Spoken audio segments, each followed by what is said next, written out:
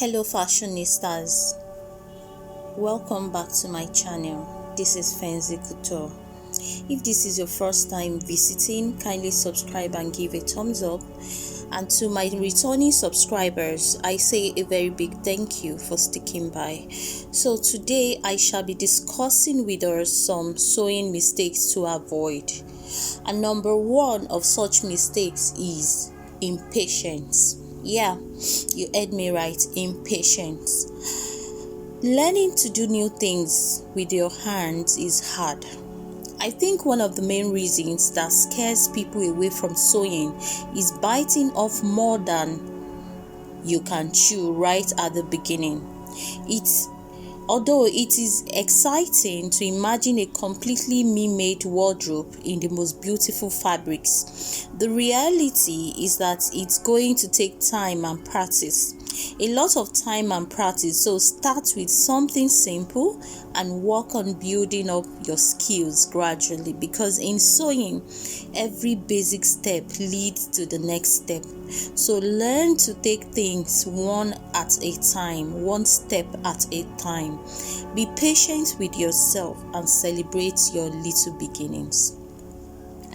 Number two, not taking care of your sewing machine periodically. If you don't clean your sewing machines often, it will cause internal problems with your machine, like stopping sewing, broken parts, skipping stitches, etc. Sewing machines are noble friends if you treat them right, but they can also be your worst nightmare, especially if you neglect them. So you probably want to make sure you clean any loose threads after every project or weekly. Keep them covered and schedule your deep cleaning and oiling so you never forget when it's time to do that. So always take care of your sewing machine so that it will continue to serve you right. The third on the list is using the wrong needle. Using the wrong needle. Each fabric is of a different weave. Some fabrics have closely woven warps and wefts, while others have them woven far apart. This is how a particular fabric gets its texture. When you use the wrong sized needle to sew on a fabric, it can cause skipped stitches that can cause the fabric to rip open anytime. It can also lead to the breaking of the needles if the right size of the needle is not chosen. Moreover, the wrong needle size will cause a lot of negative effects on the back of the fabric and give a shabby look to the sewing. Also, using an old or damaged needle. Old needles are most likely to be blunt, okay? If you use such needles, it may snag on the threads of the fabric and cause it to tear or a thread to get pulled out. Damaged or broken needles may have sharp corners. This may damage the fabric that you are sewing, especially if it gets caught in one of your sewing threads. Number 4, stop using same scissors for fabric and patterns. Stop using the same scissors for fabric and patterns. If you use the same pair of scissors to cut fabric, thread, paper, plastic, you have to stop it right away. When you cut harder materials with your pair of scissors, the blade becomes blunt. This will not only make cutting fabrics difficult but also damage the fabric. When you cut a thread, it may not have a sharp, precise cut. It is always important to have a dedicated pair of scissors for your fabric for sewing or for your pattern use. Change the pair of scissors as frequently as required. Have at least 3 scissors, one for fabric cutting, one for pattern and or paper, and another for cutting thread. Number 5, Don't pre-wash your fabric before sewing. Yes, this might cause shrinking of fabric or garments, stains for discoloration. Most of the fabrics won't need any pre before you use them for your projects, but some of them, such as denim, some cotton ones may do. This is because of the behavior of the fibers. The thing is that some of these fabrics might shrink after you wash them or release their color and tints. This can destroy project work you have worked so hard on, or dye all your laundry and unwanted colors. So make sure when you buy your fabrics, be sure if it needs preparations or some special indications, but most often it is better to sew without washing fabrics like that, without pre-washing.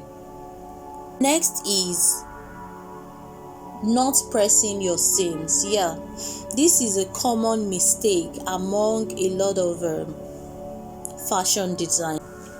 Pressing isn't fun. Yes, I know it is not easy pressing, ironing all the time. It takes a lot of time, I get you, but the thing is that pressing your seams as you sew each project can make a huge difference for your sewing project. If you want to save time, sew as many seams as you can before joining them, and then you press all of them in batches. This way you can save time and also have nice finishing. Taking note of the grail side of the fabric is very, very, very important. This is a fashion mistake, a sewing mistake that should be avoided by all means. Not checking for the straight grain of the fabric, or worse, checking it and knowing it's off but proceeding to cut the fabric. It's very easy to do and is a must if you want your garments to lie and look nice. What then is the fabric grain? The grain line. The grain line means the direction that a particular pattern piece should be aligned with the fabric before cutting is shown on the pattern as the grain line. Almost all fabrics are made from weaving threads together. This weaving technique means that the fabric has a grain. The grain will affect how the fabric moves as it's pulled. If you want to learn to sew garments that really fit correctly, then you need to understand not only how to find the grain, but also how it affects the fabric. Sewing against the grain can mean your fabric is trying to go in a direction it doesn't naturally like to go in. Following the grain will help your fabric look and wear the best. Fabric grains also affects the way the fabric will hang and drape. It's easy to figure out where the grain of a fabric is. To figure out where the grain is, pull your fabric in separate directions. The direction with hardly any stretch is the direction of the grain.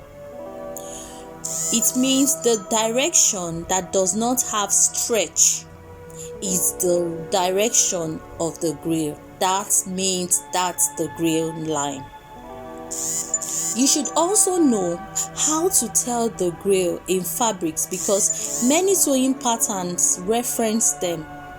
It's not uncommon to be given a direction like cut against the grain. If you make a mistake and sew along the bias or against the grain, then you could find your fabric starts to pucker in places. It may also start to stretch in areas that shouldn't stretch. The grain lines are also among the strongest threads in the fabric. There are 3 types of grain lines. 1, we have the lengthwise grain. refers to the threads in a fabric which run the length of the fabric parallel to the selvage of the fabric. The second type is the crosswise grain, which is the threads that runs perpendicular to the selvage of the fabric or cut edge of the fabric as it comes off the bolts.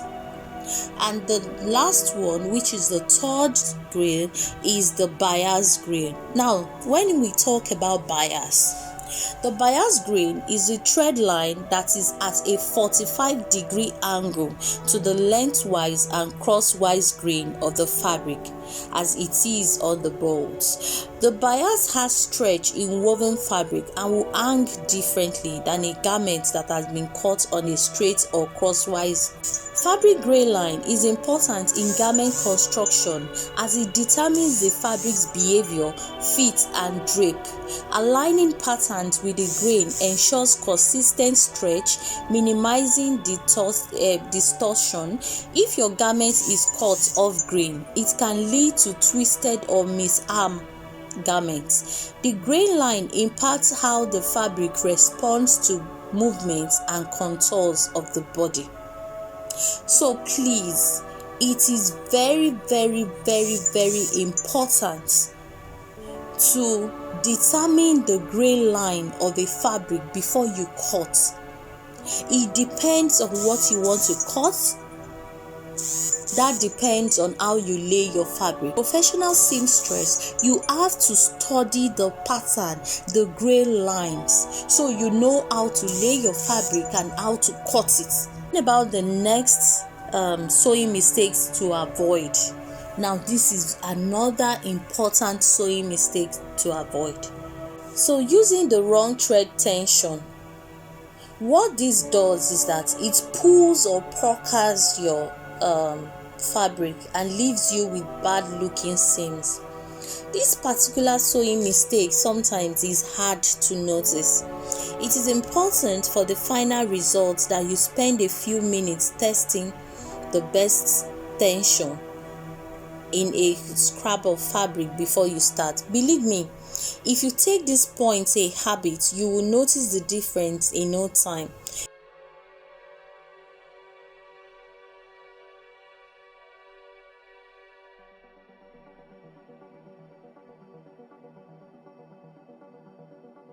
The heavier the fabric is, the biggest tension it will need.